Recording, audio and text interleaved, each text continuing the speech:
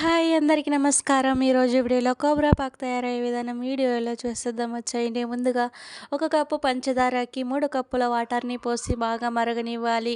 ఇది మరిగిన తర్వాత పచ్చి కొబ్బరి తురుము అనేది తురుముకోవాలి.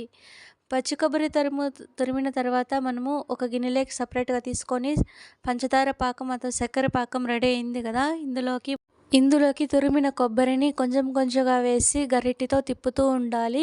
కొబ్బరి మొత్తం వేసేసి తిప్పడం అనేది కొంచెం కష్టం అవుతుంది కాబట్టి కొంచెం కొంచెంగా వేసి కలపడం ద్వారా చక్కెర పాకంలోకి కొబ్బరి అనేది చాలా బాగా మిక్స్ అవుతుంది. ఇలా తురిమినటువంటి కొబ్బరిని మొత్తం వేసేసి గరిటెతో నిదానంగా బాగా కలపాలి. ఇలా బాగా మరిగాక పచ్చి కొబ్బరి అనేది పాకంలో బాగా ఉడికిపోతుంది.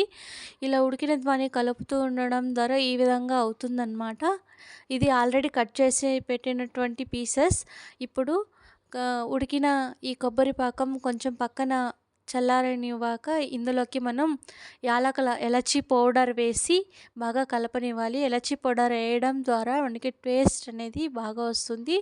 మళ్ళీ కొంచెం సపరేట్ అయిన తర్వాత కొంచెం మనము నేల మీద వేసి ఆరనివ్వాలి. ఇది ఆరిన తర్వాత కొంచెం ఇలా పీసెస్ లాగా కట్ చేసుకుంటే మనకి కరెక్ట్గా షేప్స్ అనేది బాగా వస్తుంది. స్క్వేర్ షేప్ రావడానికైతే ఇది కొంచెం ఆరాలి అన్నమాట.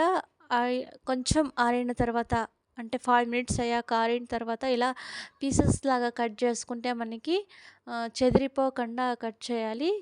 ఇలా అయితే ఆల్రెడీ కట్ చేసేసి ప్యాకింగ్ అయితే చేసేస్తారు, సపరేట్ చేసి పెట్టారనమాట. స్వీట్స్ ఇష్టం ఉన్న వాళ్ళకైతే ఇది మంచి రెసిపీ.